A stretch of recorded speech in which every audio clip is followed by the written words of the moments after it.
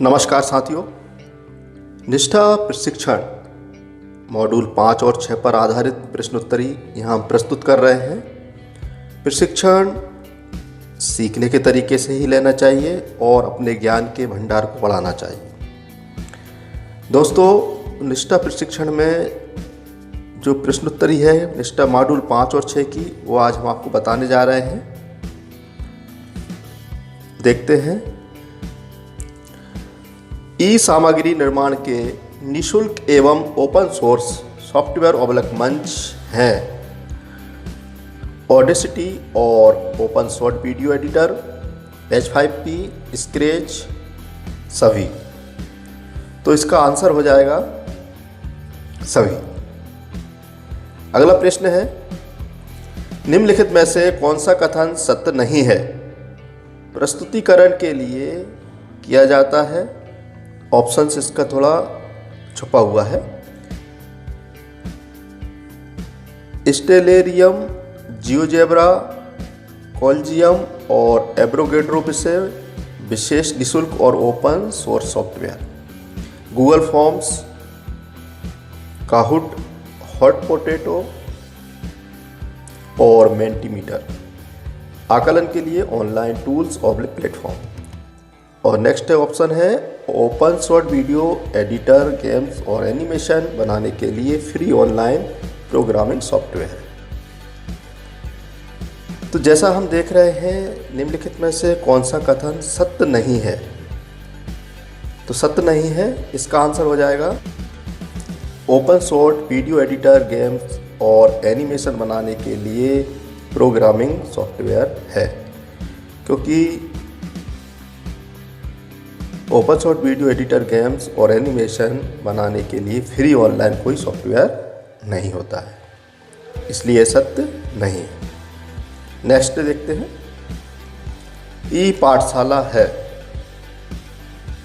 सभी शैक्षिक ई संसाधनों जैसे पाठ्य पुस्तकें, ऑडियो वीडियो, पत्र पत्रिका और अन्य प्रिंट और नॉन प्रिंट किस्म के शैक्षिक ई संसाधनों का प्रदर्शन और प्रसार हर समय और हर जगह निःशुल्क उपलब्ध।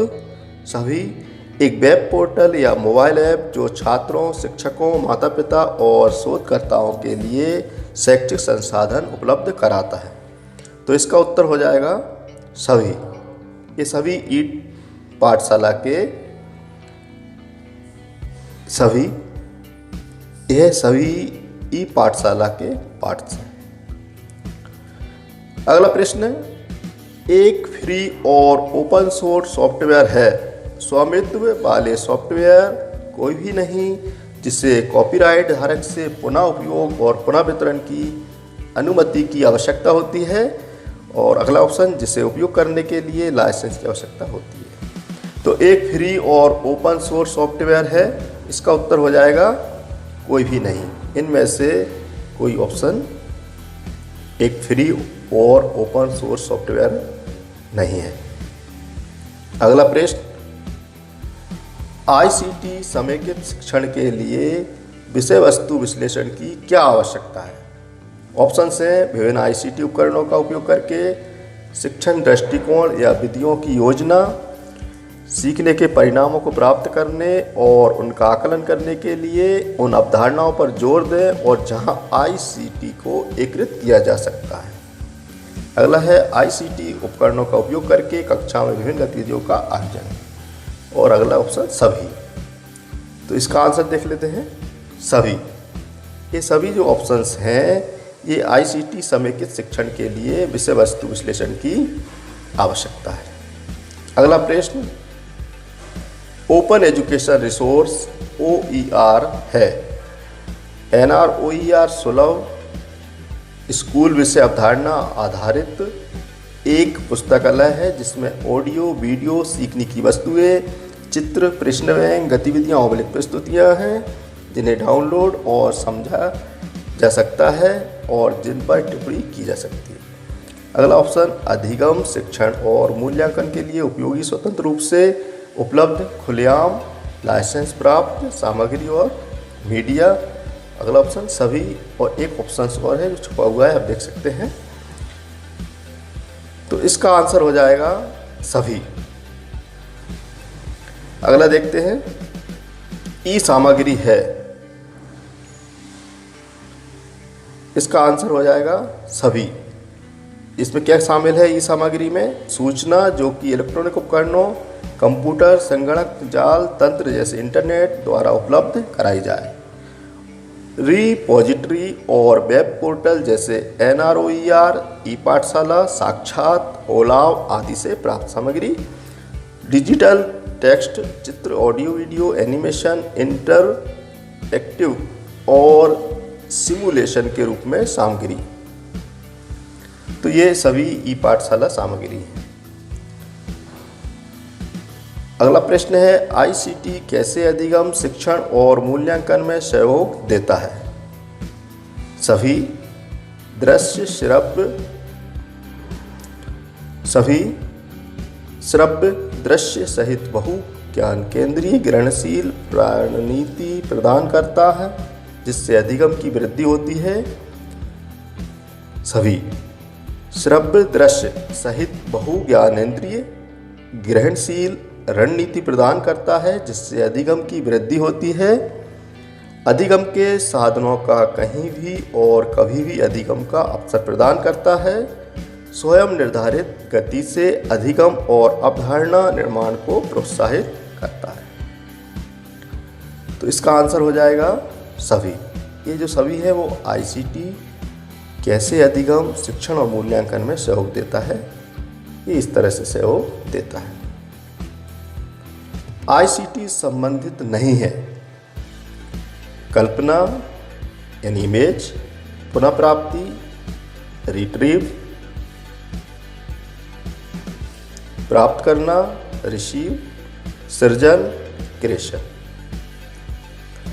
ICT संबंधित नहीं है तो कल्पना, क्योंकि ICT एक इमेज नहीं है, एक कल्पना नहीं है, वो यथार्थ है और उसमें उपकरण शामिल हैं, इसलिए वो इमेज नहीं है।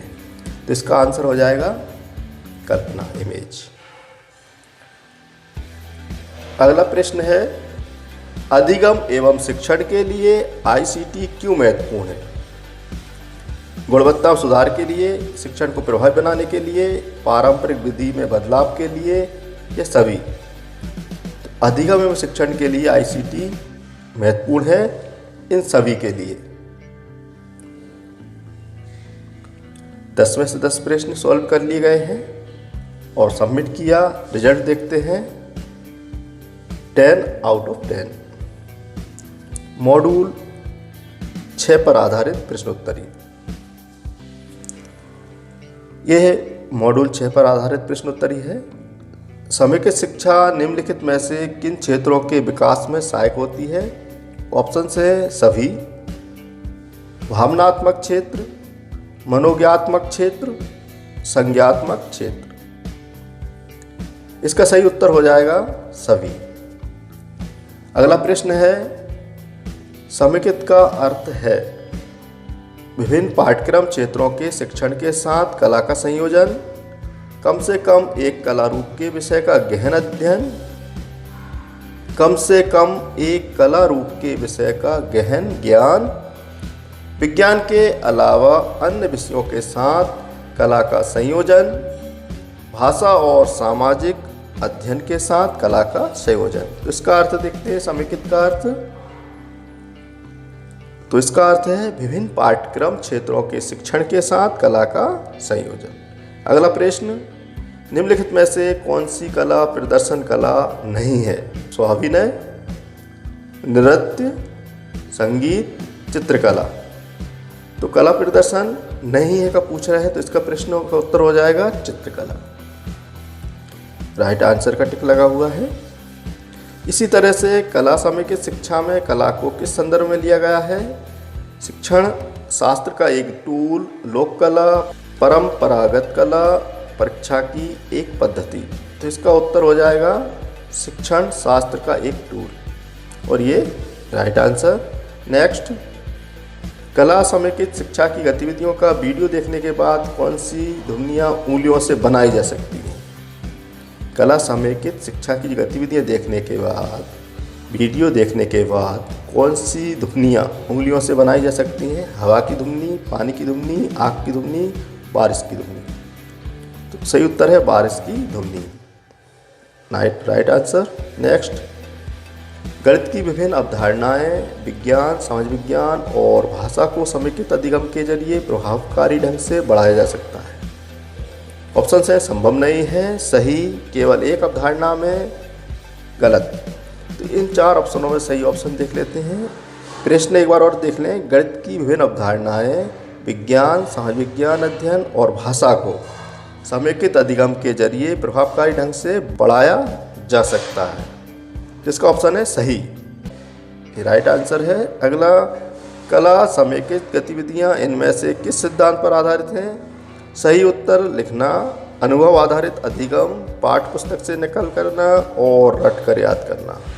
तो कला समेकित गतिविधियां किस सिद्धांत पर आधारित होती हैं? उसका सही उत्तर हो जाएगा अनुभव आधारित अधिगम। Right answer. अगला प्रश्न, कला रूपों के एकीकरण के माध्यम से शिक्षकों द्वारा मूल्यांकन नहीं किया जा सकता।